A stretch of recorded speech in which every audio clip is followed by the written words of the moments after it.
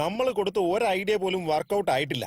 അവസാനം അവൻ തന്നെ ഇറങ്ങി ചോര ചിന്തിയപ്പോഴാണ് അവന്റെ പ്രേമം സക്സസ് ആയിരിക്കുന്നത്. ഒന്നും പറയാനില്ല അളിയാ, നീ വലിയൊരു ത്യാഗം തന്നെയാ ചെയ്തിരിക്കുന്നത്. വാ അളിയ, ഞാൻ നിന്നെ ഞാൻ തന്നെ ഇതിനൊരു പറ്റിയ ടൈറ്റിൽ കൊടുത്തോളാം. നന്നായിട്ടുണ്ട്. എല്ലാരും കൂടി ഇങ്ങനെ ചുറ്റിയിരുന്ന് അദ്ദേഹത്തെ ഇങ്ങനെ ബുദ്ധിമുട്ടിക്കാതെ കുറച്ചൊന്ന് ഫ്രീ ആയിട്ട് വിട്ടൂടെ? അദ്ദേഹത്തിന്റെ ഇന്നത്തെ ഈ അവസ്ഥയ്ക്ക് ഞാനാ കാരണം. അദ്ദേഹം കുറച്ചു നേരം സമാധാനായിട്ടിരുന്നോട്ടെ. ഞാനത് പറയാൻ വരുമായിരുന്നു, അപ്പോഴേക്കും മോളത് പറഞ്ഞു. അവരുടെ കാര്യം അവര് നോക്കിക്കോളൂ, നമുക്ക് പോയേക്കാം. ഓക്കെ, പോയേക്കാം. നെക്സ്റ്റ് ലൊക്കേഷൻ എവിടെ? ലൊക്കേഷൻ അല്ലേ, നിനക്ക് പറ്റിയ ലൊക്കേഷൻ എനിക്കറിയാം. വാ, കാണിച്ചു തരാം.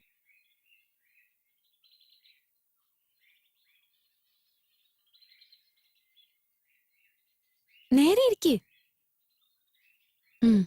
നോക്കിയേ, ഈ മരുന്ന് 4 ദിവസത്തേക്ക് കഴിക്കണമെന്നാ ഡോക്ടർ പറഞ്ഞേക്കുന്നത്. ഇതിൽ ഹോർലിക്സ് ഉണ്ട്.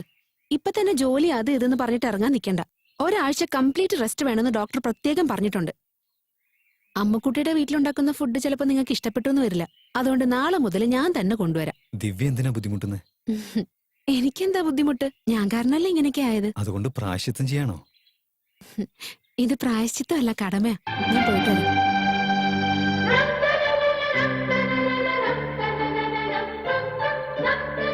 എന്താ ജൂലി, നിന്നെ കെട്ടിയിട്ടതുകൊണ്ടുള്ള ദേഷ്യാണോ? Sorry Julie.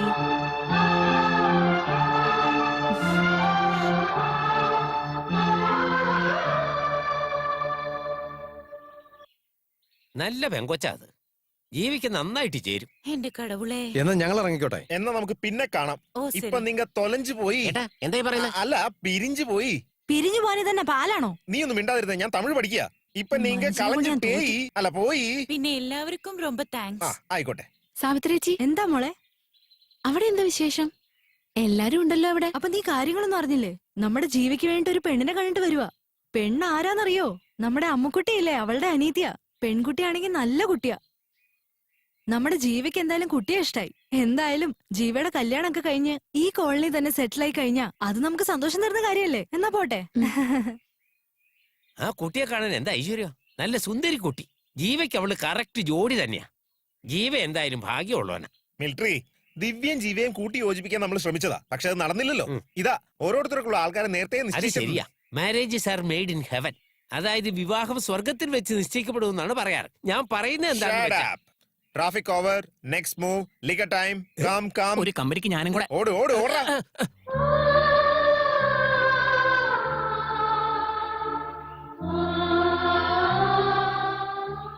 ദിവ്യ, എന്താ അവിടെ നിന്ന് കളഞ്ഞേ? അകത്തേക്ക് വാ.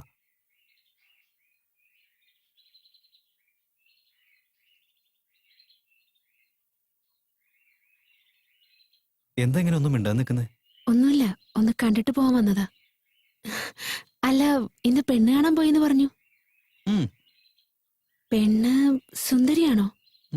ആണ്. നിങ്ങൾക്കിഷ്ടായോ? ഒത്തിരി ഇഷ്ടമായി. ആ, കല്യാണത്തിന് സമ്മതിച്ചോ? ഞാൻ സമ്മതിച്ചാലല്ലേ കല്യാണം. ദിവ്യ, കണ്ടിഷ്ടപ്പെടുന്നവളെ കെട്ടുന്നതല്ലല്ലോ കല്യാണം. മനസ്സിന് ഇഷ്ടപ്പെടുന്ന ആളെയല്ലേ കല്യാണം കഴിക്കേണ്ടത്. ജീവിക്കുകയാണെങ്കിൽ അവളോടൊപ്പം ജീവിക്കണം, മരിക്കുകയാണെങ്കിലും അങ്ങനെ തന്നെ. അതല്ലേ യഥാർത്ഥ സ്നേഹം. ദിവ്യ, ഇത് നിനക്ക് വേണ്ടി വാങ്ങിയ സാരിയാ. ഇതുവാണെങ്കിൽ നീ എൻ്റെ ഭാര്യയായിട്ട് വരുന്ന സമയത്തിന് വേണ്ടി ഞാൻ കാത്തിരിക്കുന്നത്. ഇതേ നോക്ക്, കല്യാണം എന്ന് പറയുന്ന ഒന്നുണ്ടെങ്കിൽ അത് നിന്റെ കൂടെ ആയിരിക്കും. നിന്നെ അല്ലാതെ മറ്റൊരാളെ ഞാൻ കല്യാണം കഴിച്ചു വന്നാൽ അതിന് നിനക്ക് സന്തോഷം കിട്ടുമെന്ന് തോന്നുന്നുണ്ടോ? നമ്മൾ പ്രണയിക്കുന്നത് ആരെയാണെങ്കിലും അവരെ സ്വന്തമാക്കണം, ഇല്ലെങ്കിൽ അതൊരു നഷ്ടമായിരിക്കും. എന്റെ പ്രണയത്തിന്റെ അവസാനം എന്തായിരിക്കണമെന്ന് നീ തന്നെ തീരുമാനിക്കണ്ടേ. ദിവ്യ, നിനക്കെന്നെ ഇഷ്ടമാണോ? ഇഷ്ടമല്ലേ? അതുകൊണ്ടല്ലേ മറ്റൊരാളെ കല്യാണം കഴിക്കുന്നതെന്ന് അറിഞ്ഞപ്പോ എന്നെ കാണാൻ വേണ്ടി ഓടി വന്നേ. സത്യം പറ, നീ എന്നെ സ്നേഹിക്കുന്നുണ്ടോ ഇല്ലയോ? പറയേ, എന്നെ സ്നേഹിക്കുന്നുണ്ടോ ഇല്ലയോ എന്ന് തുറന്നു പറ. അതെ, എനിക്ക് നിങ്ങളെ അത്രമാത്രം ഇഷ്ടമാണ്. നിങ്ങളുടെ കൂടെ ജീവിക്കണമെന്നും ആഗ്രഹമുണ്ട്. എന്നാ ഞാനിപ്പോ ഒരു തീരുമാനം എടുക്കേണ്ട അവസ്ഥയിലല്ല. അത് നിങ്ങളോട് എങ്ങനെ പറഞ്ഞു മനസ്സിലാക്കണമെന്ന് എനിക്കറിയില്ല. എന്നെക്കുറിച്ച് നിങ്ങളോട് പറയാനും പറ്റില്ല, അത് പറയാതെ ഇരിക്കാനും പറ്റില്ല. സത്യം പറഞ്ഞാൽ ഞാനിപ്പോ വല്ലാത്തൊരവസ്ഥയിലാണ്. അതുകൊണ്ടാണ് ഇങ്ങനെ ഒഴിഞ്ഞു മാറി നടക്കുന്നത്.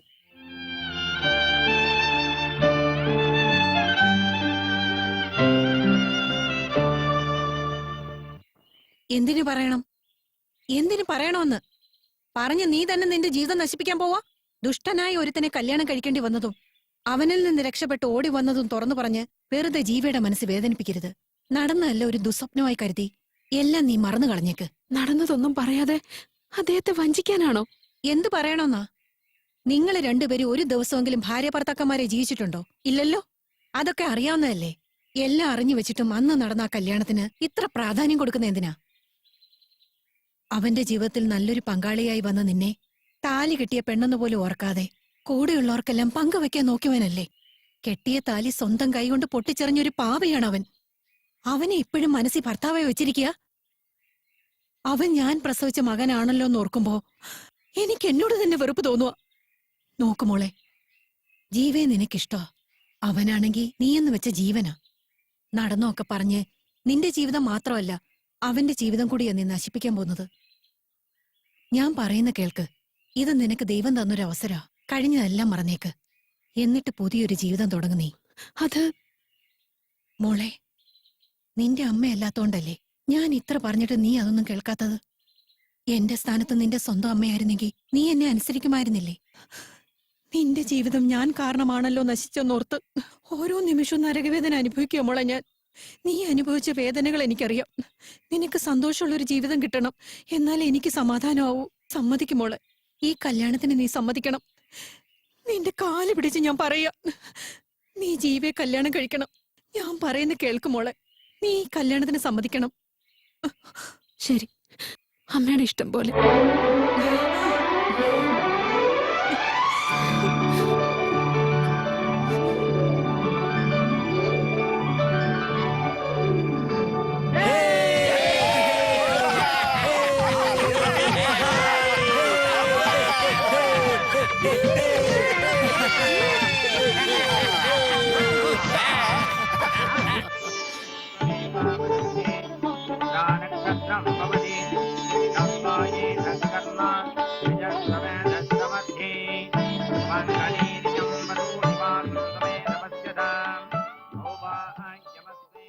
അതെ, ഒന്ന് നോക്കിയേ.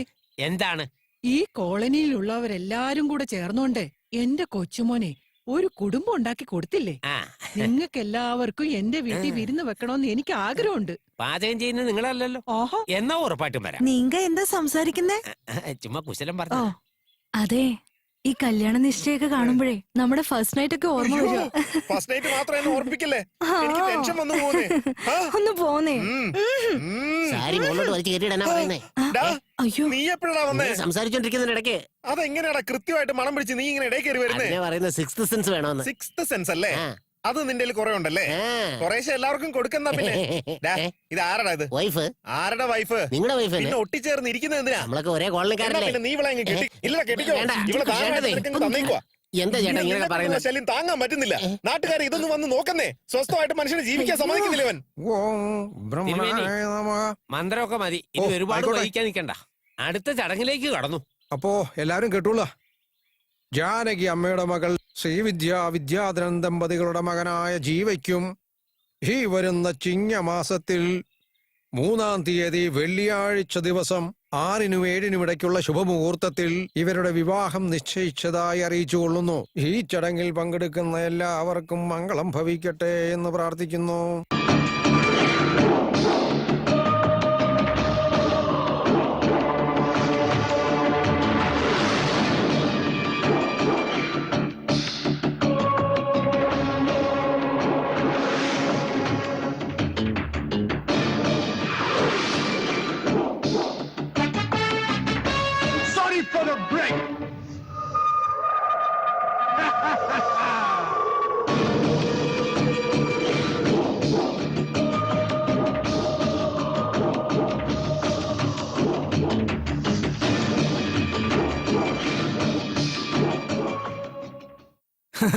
ഇത്രയും ആഘോഷപൂർവമായ ഒരു ഫംഗ്ഷനില് ആട്ടവും പാട്ടവും ഇല്ലാതായി പോയാ എന്ത് രസം ഉണ്ടാവാനാ?